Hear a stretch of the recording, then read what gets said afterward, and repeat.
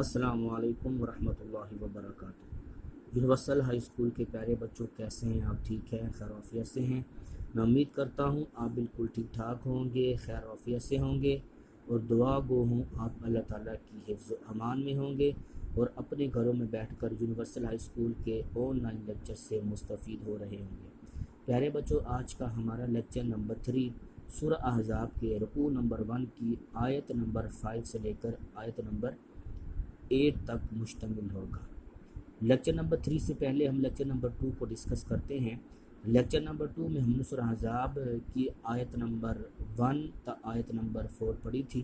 آیت نمبر 1 کی اگر بات کریں تو آیت نمبر 1 میں اللہ رب العزت نے حضور علیہ السلام کو حکم فرمایا کہ آپ نے ان منافقین اور کافروں کی دھمکیوں میں نہیں آنا، ان کی باتوں میں نہیں آنا، ان سے ڈرنا نہیں ہے۔ آپ نے ڈرنا ہے تو فقط اپنے خدا سے ڈرنا ہے۔ دوسری آیت کی اگر بات کریں تو دوسری آیت میں اللہ رب العزت نے حضور علیہ السلام کو فرمایا، اے میرے محبوب، جو قرآن ہم نے آپ کی طرف وحی فرمایا ہے، جو کتاب اللہ ہم نے آپ کی طرف وحی فرمائی ہے، آپ نے اسی کتاب اللہ کی پیروی کرنی ہے، اسی کی اطاعت کرنی ہے۔ ان کافروں کی طرف آپ نے بالکل بھی توجہ نہیں دینی۔ تیسری آیت جو ہم نے پڑھی تھی، اس آیت میں حضور علیہ السلام کو فرمایا گیا وَتَوَکَّلْ عَلَى اللَّهِ، اور اپنے خدا پر آپ نے بھروسہ کرنا ہے، ان کافروں کی باتوں میں نہیں آنا۔ وہی کارساز ہے، وہی مددگار ہے، وہی مشکلات کو آسانیوں میں تبدیل کرنے والا ہے۔ چوتھی آیت کی اگر ہم بات کریں تو چوتھی آیت میں اللہ رب العزت نے ارشاد فرمایا کہ اللہ نے کسی بھی شخص کے پہلو میں 2 دل نہیں بنائے، دل ایک ہی ہوتا ہے اور ایک دل میں ایک ہی محبوب ہوتا ہے۔ اور اگر محبوب حقیقی کی بات کریں تو وہ اللہ تعالیٰ کی ذات ہے۔ اگر اللہ سے محبت کرتے ہو تو ایک دل میں ایک ہی خدا ہو سکتا ہے، 2 خدا نہیں ہو سکتے۔ ایک دل میں یا جھوٹے خدا کو بسا لو یا سچے خدا کو بسا لو، اور جو اہل ایمان ہوتے ہیں وہ اپنے دل میں سچے خدا کو ہی بساتے ہیں اور سچے خدا کو ہی جگہ دیتے ہیں۔ اسی آیت کا جو اگلا حصہ تھا بڑا اہم تھا، میں نے آپ کو سمجھانے کی کوشش کی تھی۔ عربی کے اندر ایک لفظ بولا جاتا ہے زہار۔ زہار کا معنی ہوتا ہے کہ حلال رشتے کو حرام رشتے کے ساتھ تشبیہ دے کر اپنے اوپر حلال رشتے کو حرام کرنا۔ تو کیا اس طرح شریعت کے اندر جائز ہے؟ تو پیارے بچوں، جو ابھی ہم قرآن پاک کا حصہ پڑھیں گے، کل بھی ہم نے پڑھا تھا، میں نے آپ کو ڈیٹیل کے ساتھ بتایا تھا۔ اللہ رب العزت نے فرمایا وَمَا جَعَلَ أَزْوَاجَكُمُ اللَّائِي تُظَاهِرُونَ مِنْهُنَّ أُمَّهَاتِكُمْ، جن بیویوں کے ساتھ تم زہار کرتے ہو کہ تم مجھ پر میری ماں کی طرح حرام ہو، وہ تمہاری مائیں نہیں ہیں، وہ تمہاری بیویاں ہیں اور وہ تمہاری بیویاں ہی رہیں گی۔ زہار میں نے آپ کو بتایا تھا، ابھی پھر بتا رہا ہوں، زہار یہ ہوتا ہے کہ آپ اپنی بیوی کو کہیں کہ تم مجھ پر میری ماں کی طرح حرام ہو۔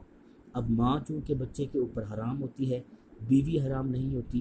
اب بیوی سے انسان کہہ بیٹھا کہ تم مجھ پر میری ماں کی طرح حرام ہو، تو کیا آیا اس طرح کہنے سے بیوی مرد کے اوپر حرام ہو گئی؟ تو قرآن کا حکم ہے کہ اس طرح کہنے سے، یہ لغو کلمات ہیں، یہ فضول جملے ہیں، اس طرح کہنے سے بیوی مرد کے اوپر ماں کی طرح حرام نہیں ہوتی، بلکہ وہ اپنے شوہر کے لیے حلال ہے اور اپنے شوہر کے لیے جائز ہے۔ اسی طرح اگلا حصہ جو تھا زہار کے بعد وہ تھا وَمَا جَعَلَ أَدْعِيَاءَكُمْ أَبْنَاءَكُمْ، ہم منہ بولے جو بیٹے ہوتے ہیں نا، منہ بولے بیٹے، وہ حقیقی بیٹے کا حق کسی صورت میں بھی نہیں لے سکتے، وہ حقیقی بیٹے کا مقام کسی صورت میں بھی نہیں لے سکتے۔ یہی قرآن کا حکم ہے کہ اللہ رب العزت نے تمہارے لے پالکوں کو تمہارا حقیقی بیٹا نہیں بنایا۔ اب عرب کے اندر ایک جہلانہ رسم یہ تھی کہ جب کسی کو منہ بولا بیٹا بناتے تھے تو اس کو حقوق بھی حقیقی بیٹے والے دیتے تھے، یہاں تک کہ وراثت میں بھی اسے حقدار ٹھہراتے تھے۔ تو دین اسلام نے اس فضول اور لغو رسم کا خاتمہ فرمایا اور کہا منہ بولا بیٹا ایک حد تک ہے، منہ بولا بیٹا تمہارے حقیقی بیٹے کی جگہ اور وراثت میں حق کسی صورت میں بھی نہیں لے سکتا۔ یہ جو تم کہتے ہو یہ تمہارے منہ کی باتیں ہیں، اللہ تعالیٰ کی ذات سچی بات کہتی ہے اور اللہ ہی کی ذات سچا راستہ دکھاتی ہے۔ تو پیارے بچوں یہ تھا ہمارا لیکچر نمبر 2 جو ہم نے ابھی ڈسکس کیا ہے۔ اب ہم لیکچر نمبر 3 پڑھیں گے۔ میں عربک عبارت آپ کے سامنے پڑھوں گا اور آپ توجہ کے ساتھ سنیں گے۔ پیج نمبر آپ کا 27 ہے۔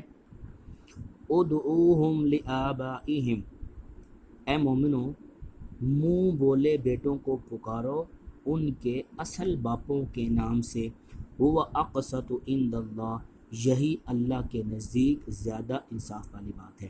اب جو منہ بولے بیٹے ہوتے ہیں نا، انہیں آپ اپنی ولدیت نہیں دے سکتے۔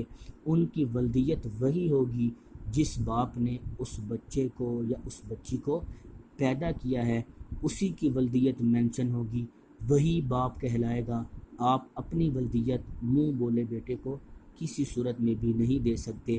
یہ قرآن کا حکم ہے اور یہی اللہ کے نزدیک زیادہ منصفانہ بات ہے۔ اب رہی بات کہ اگر ان کے حقیقی باپ کا نام معلوم نہیں ہے تو پھر ہم کیا کریں؟ تو قرآن فرماتا ہے فَإِن لَّمْ تَعْلَمُوا آبَاءَهُمْ، اگر تمہیں ان کے حقیقی باپوں کے نام نہیں پتہ، فَإِخْوَانُكُمْ فِي الدِّينِ وَمَوَالِيكُمْ، تو اب تمہارا ان کے ساتھ رشتہ دین کی روح سے کیا ہے کہ تم ان کے بھائی ہو اور تم ان کے معاون ہو، مددگار ہو، دوست ہو۔ وَلَيْسَ عَلَيْكُمْ جُنَاحٌ فِيمَا أَخْطَأْتُمْ بِهِ، اللہ کے اس حکم کے آنے سے پہلے اگر تم اس طرح کر بیٹھے ہو، ان کو اپنا نام دے بیٹھے ہو، اس حکم کے آنے سے پہلے تو تم پر کوئی گناہ نہیں ہے، تم سے پوچھے بھی نہیں جائے گا، تم سے سوال بھی نہیں کیا جائے گا اس حکم کے آنے سے پہلے۔ وَلَٰكِن مَّا تَعَمَّدَتْ قُلُوبُكُمْ، لیکن اب تم اس حکم کے آنے کے بعد جان بوجھ کر اس طرح کرو گے، ان کو اپنی ولدیت دو گے، تو پھر تم پر گناہ ہوگا اور تم سے سوال کیا جائے گا۔ وَكَانَ اللَّهُ غَفُورًا رَحِيمًا، اور خدا بخشنے والا مہربان ہے۔ اب آیت نمبر 6 جو ہے بڑی اہم ہے اور حضور علیہ السلام کی ذات سے محبت کرنے پر دلالت کرتی ہے۔ النبی اولیٰ بالمؤمنین من انفسہم، پیارے بچوں میں اکثر آپ کو حضور علیہ السلام کی محبت کے حوالے سے باتیں بتاتا رہتا ہوں تاکہ آپ کے دلوں میں حضور علیہ السلام کی محبت زیادہ سے زیادہ اجاگر ہو۔ یہ آیت بھی اسی چیز کے اوپر دلالت کرتی ہے کہ نبی کی ذات مومنوں کو ان کی جانوں سے بھی زیادہ عزیز ہے۔ کروں تیرے نام پہ جاں فدا، نہ یہ جاں فقط دو جہاں فدا، دو جہاں سے بھی نہیں جی بھرا، کروں کیا کروڑوں جہاں نہیں۔ وَأَزْوَاجُهُ أُمَّهَاتُ، اور جو نبیوں کی بیویاں ہیں وہ تمہاری مائیں ہیں۔ امہات المومنین کا لقب انہیں دیا گیا کہ تم اہل ایمان کی مائیں ہو، لہٰذا ان کا ادب بھی ایسا ہی کرنا ہے جس طرح ہم اپنی حقیقی ماں کا ادب کرتے ہیں، بلکہ میں تو کہوں گا اپنی حقیقی ماں سے بھی بڑھ کر ازواج مطہرات اور امہات المؤمنین کا ادب اور احترام ہمیں کرنا چاہیے۔ وَأُولُو الْأَرْحَامِ بَعْضُهُمْ أَوْلَىٰ بِبَعْضٍ فِي کتاب اللہ، کتاب اللہ کی روح سے یہ جو خونی رشتے ہیں، قرابت داریاں ہیں، بلڈ ریلیشنز ہیں، یہ ایک دوسرے کی مدد کے زیادہ حقدار ہیں۔ من المؤمنین والمہاجرین، مومنین میں سے اور مہاجرین میں سے تمہارے جو خونی رشتے ہیں وہ تمہاری مدد کے زیادہ حقدار ہیں۔ الا ان تفعلوا الى اولیاءکم معروفا، ہاں اگر تم اپنے دوستوں کے ساتھ احسان کرنا چاہتے ہو تو الگ بات ہے، ورنہ مدد کا حقدار تمہارا قریبی رشتہ دار ہے، تمہارا خونی رشتہ دار ہے، تمہارا بلڈ ریلیشن ہے۔ ہاں اگر ان میں کوئی ایسا مددگار نہیں ہے تو پھر اگر تم اپنے دوستوں پر احسان کرنا چاہتے ہو تو پھر تم ان کی مدد کر سکتے ہو۔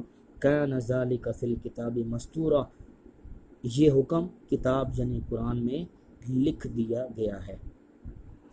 آیت نمبر 7 کی بات کریں تو آیت نمبر 7 کے اندر اللہ رب العزت نے ارشاد فرمایا وَإِذْ أَخَذْنَا مِنَ النَّبِيِّينَ، از کا کلمہ پیارے بچوں عربی کلام کے اندر اس وقت آتا ہے جب کسی گزرے ہوئے واقعے کی طرف توجہ دلائی جاتی ہے، اور یاد کرو جب ہم نے نبیوں سے وعدہ لیا، ومن کا، اور تم سے وعدہ لیا، ومن نوح، اور حضرت نوح علیہ السلام من کا سنا حضور علیہ الصلوۃ والسلام، اور یاد کرو جب ہم نے نبیوں سے وعدہ لیا، اور اے محمد تم سے بھی وعدہ لیا، ومن نوح حضرت نوح سے بھی وعدہ لیا، و ابراہیم حضرت ابراہیم علیہ السلام سے بھی وعدہ لیا، و موسیٰ حضرت موسیٰ علیہ السلام سے وعدہ لیا، و عیسیٰ ابن مریم حضرت عیسیٰ ابن مریم سے ہم نے وعدہ لیا، وَأَخَذْنَا مِنْهُمْ مِيثَاقًا غَلِيظًا، اور ہم نے ان سے پختہ اور پکا وعدہ لیا۔ کیا لیا؟ لِيَسْأَلَ الصَّادِقِينَ عَنْ صِدْقِهِمْ، تاکہ سچ کہنے والوں سے ان کی سچائی کے بارے میں دریافت کیا جائے۔ وَأَعَدَّ لِلْكَافِرِينَ عَذَابًا أَلِيمًا، اور اس نے کافروں کے لیے دکھ دینے والا عذاب تیار کر رکھا ہے۔ تو پیارے بچوں، یہ تھا آج کا ہمارا لیکچر نمبر 3، جو کہ سورہ احزاب کے رکوع نمبر 1 کی آیت نمبر 5 سے لے کر آیت نمبر 8 تک تھا۔ میں نے بھرپور انداز میں آپ کو سمجھانے کی کوشش کی ہے۔ میں امید کرتا ہوں کہ آپ نے ان باتوں کو ذہن نشین کیا ہوگا اور قرآن پاک کے ان احکامات کو سمجھنے کی کوشش کی ہوگی۔ انشاءاللہ تعالی نیکسٹ لیکچر نمبر 4 کے اندر ہم سورہ احزاب کے رکوع نمبر 1 کی ایکسرسائز کریں گے۔ ایکسرسائز میں کیا ہوتا ہے؟ ایکسرسائز میں مشکل الفاظ کے معنی ہوں گے جو میں آپ کو بتاؤں گا۔ اس کے بعد اس کے کوسچنز آنسرز ہیں، 1 2 شارٹ کوسچن ہوں گے، اور تیسرے سوال میں آیات کے ترجمے ہوں گے جو رکوع میں سے دیے جائیں گے۔ انشاءاللہ تعالی لیکچر نمبر 4 میں آپ کو ڈیٹیل کے ساتھ بتاؤں گا۔ تب تک کے لیے آپ سے اجازت چاہتا ہوں۔ اللہ تعالی ہم سب کا حامی و ناصر ہو۔ السلام علیکم ورحمۃ اللہ وبرکاتہ۔